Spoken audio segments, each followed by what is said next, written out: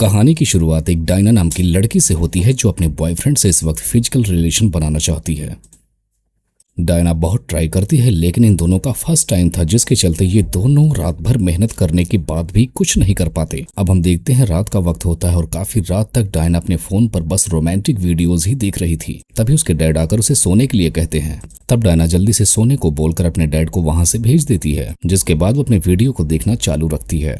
अब अगले सीन में हम देखते हैं डायना स्कूल के बाद सीधा अपने बॉयफ्रेंड के घर पे पहुंचती है और उससे बोलती है कि तुमने वो सीडी देखी जो मैंने तुम्हें दिया था। असल में डायना ने अपने बॉयफ्रेंड को रोमांटिक सीडी दी थी जिससे वो देखकर उसके साथ वैसा ही करे, लेकिन उसका बॉयफ्रेंड बोलता है कि नहीं, मैंने नहीं देखा। इतना सुनते ही डायना वहां से गुस्से में चली जाती है। अब डायना गुस्से में घर आकर काफी उदासी से अपनी बालकनी पर खड़ी थी, जहाँ वो अपने घर के सामने वाली बालकनी में देखती है कि एक आदमी अपनी बेटी को थप्पड़ से मार रहा है। और जब उस लड़की जूलिया की नजर डायना पर पड़ती है तो डायना खुद को छिपा लेती है, लेकिन जूलिया ने डायना को देख लिया था कि वो उसे देख रही है।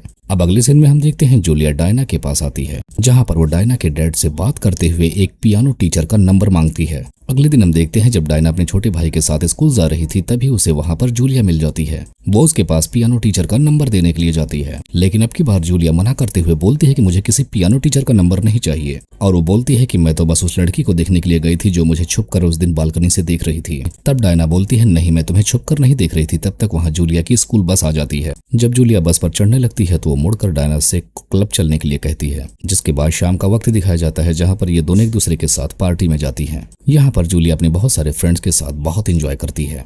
जूलिया डायना से बिना बताए अपने एक पार्टी से बाहर आकर अपने एक दोस्त के साथ इंटीमेट होने लगती है। तब तक डायना भी उसे ढूंढते हुए पार्टी से बाहर आ जाती है, जहां पर जूलिया उसे अपने फ्रेंड के साथ रोमांस करते हुए मिलती है। अब ये दोनों दो लड़कों के साथ उनकी कार में बैठ जाती हैं। कुछ दूरी पर कार ले जाकर ये दोनों रोक देते हैं, जिसके बाद उनमें से एक लड़का जूलिया के साथ रोमांटिक होने लगता है। जिसके बाद डायना और दूसरा लड़का गाड़ी से उतर जाते हैं और ये वाला लड़का डायना के पास आकर उससे जबरदस्ती करने लगता है। जूलिया कार के अंदर से यह सब कुछ देखती है तो वो जाकर डायना को बचा लेती है, जिसके बाद उनके कार की लाइट फोड़कर ये दोनों यहाँ से भाग निकलती हैं और डायना के घर आकर जूलिया भी साथ में सोती है।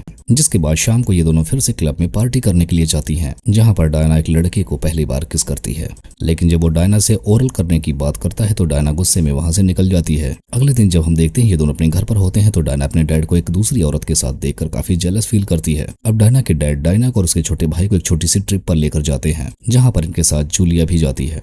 जिसके बाद ये दोनों लड़कियां वहां पर एक लड़के के साथ वोटिंग करने के लिए जाती हैं और वोटिंग खत्म करने के बाद ये दोनों उस लड़के को साथ में उसके घर पे जाकर उसके साथ इंटीमेट होती हैं। अगले दिन डायना जूलिया और अपने डैड को एक दूसरे के साथ डांस करता हुआ देखकर जेलस फील करती है और अपने डैड को फौरन वहां से चलने के लिए कहती है।